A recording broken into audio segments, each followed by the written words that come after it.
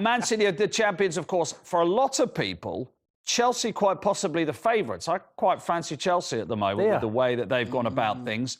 And they did get their man through the door. Thomas Tuchel got Romelu Lukaku up front. Lukaku version 2 when it comes to the Premier League, who looks fantastic, doesn't he? He looks lean, doesn't he? Yeah. Yes, I've seen still pictures of him when he was in the World Cup for Belgium, when he was at Man United, and you look at his physique now, he's slimmer.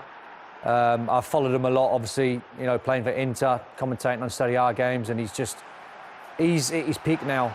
You know, when you commentate on players, you go, well, what's Jack Grealish? You go, well, Jack Grealish is probably 80%, he's got another 20 in him. Yeah. You look at Lukaku now, he's at maximum. There's not much more in his game he can improve on. Great. You see, he'll do that. What we're seeing now, you'll just see that. Look at that marriage. That strength. You know, I know it was Arsenal, and Arsenal are useless at the moment, but I just believe that Lukaku is the real deal when it comes to goals, when it comes to defenders thinking, oh no. And as a centre forward, if you can go into a game and your defender's thinking, oh gosh, I'm playing against Lukaku today, it's going to be a nightmare for you. He'll get his goals, he'll get his assists, and I think possibly the best signing this summer. When you bear in mind that what the European Champions League, really with Werner scoring no goals, actually then to add to that with somebody like Lukaku, makes you realise why a lot of people think they really are title favourites. Yeah, because and they're strong defensively as well. I like the manager. The manager takes no prisoners, does he? He tells everybody when you're playing, when you're not playing, why you're not playing. He doesn't, you know, he's in interviews after the game as well. Very animated, you know, very honest. And I think Lukaku going there was a huge statement as well by the owners to say, Tuchel's elite though, isn't he? Yeah. You know, you get that. That's why I mentioned Ollie before. Ollie's now at Man U, got to get to elite level by winning trophies. When this guy comes through the door and you hear him speak and you watch him manage, you go, this guy's elite. Chelsea's a funny model where if you're not elite, you're not going to last long. You're not going to last long. No. And everyone's saying about Lukaku costing a lot of money. Well, he did, close to £100 million. But I was surprised to learn how much money they've actually got in. Oh, yeah.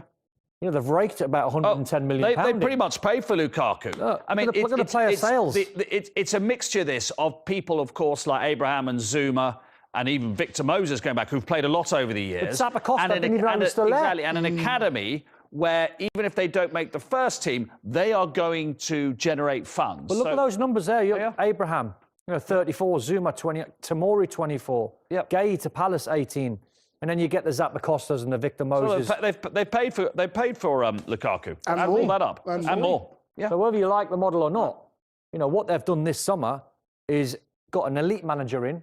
Got some players that probably weren't going to make too many first team appearances out the door. So you trim the squad. The dressing room's a lot lighter in terms of numbers, which would be a good thing. And you've got an elite manager.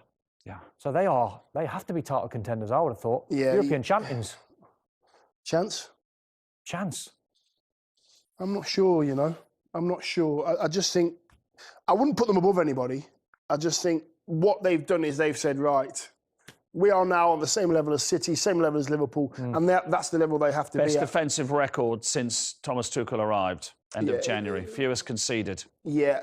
Again, I love the captain. I love Azpilicueta. I think he's so honest, great speaker, make sure all his teammates are on it.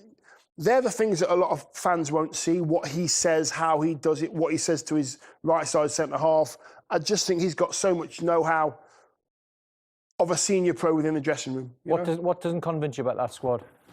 You know, you think of Lukaku and you think of Werner and you think all the number 10s, Ziyech and Havertz. You go and step into midfield with Jorginho. Ziyech hasn't no, he hasn't yet. Nor's Pulisic on a regular basis, but they're still European champions. Pulisic I do like. I do like him. But on a week in, week out, neither of those two week in, week out yet, which were the big signings of the summer before. Yeah. But they replaced their goalkeeper. I mean, listen, they can afford to say a £72 million goalkeeper's not good enough. We'll go and get another. I mean, they've got Ben Chilwell on the bench who cost, what did he cost? £50 million close? Yeah, did England fullback. So he's got Marcus Alonso playing. When this guy, in the 3-3 draw against West Brom, when Frank took him off at half-time... Went on the bus, didn't he? Went on the team coach and didn't watch his team. So he was gone. Yeah. Rudiger was playing up inside the dressing room. He was gone. They were close to taking Azpilicueta with them. So that's how much power players can have inside of a dressing room where they don't feel they get getting treated correctly. Frank made a decision to take him off at half-time. You've got to go and support your teammates. You don't go and sit on the coach. I think the habit of winning stays with you. When you're winning, it becomes muscle memory. City have it. Muscle memory. They know how to win. They know what to do, when to do it, what areas of the pitch to cross it and to shoot from, because they've done it and they've won. Whereas Chelsea need to get that back. But they're so good. I'll come back to my point about how good they are defensively. Yeah. And how few goals they've conceded under Thomas Tuchel, compared with Frank Lampard when they were conceding goals. This is since he arrived at the end of January. But does that not make you think, added to the muscle memory, added to the Champions League, added to Lukaku, would you put them level with City? I wouldn't put them level, no. You wouldn't? No, not level, no. In regards of favouritism? Yeah, in regards to favourites, I think City are ahead of Chelsea. Do you think Liverpool are ahead of Chelsea? I think City are ahead of everyone. OK. We're talking Chelsea second? Exactly. The gap's got smaller, hasn't it? The gap's got a lot smaller, without a doubt. Chelsea second? At the moment, yes. Liverpool third. Man United third.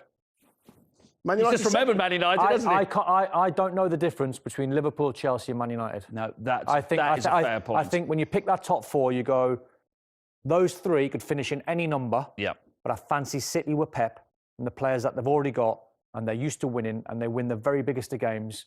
And the style that they play in, they keep hold of the ball fractionally. That's without a centre forward, you know.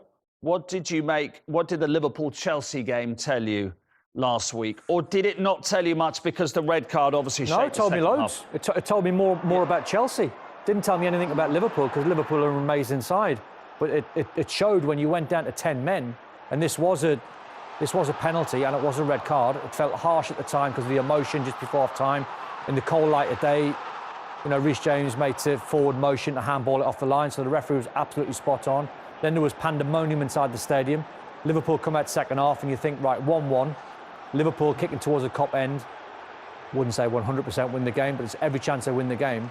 But told me more about Chelsea, because I don't think some of these players like Jorginho and Rudiger's and Havertz and all these guys would have probably done the work that they've done if it wasn't for Thomas Tuchel. Yeah. So I think he convinces me that they can be close, because the players are buying into what he says. Because I think he's the type of manager where, because he's got a reputation, because he speaks well and he's quite forthright, if you disagree with him or go off piste and don't do your job, he gets you off the pitch. Oh, yeah. It's my way or the highway, isn't it? That's how it should be. And it should be. You said elite manager.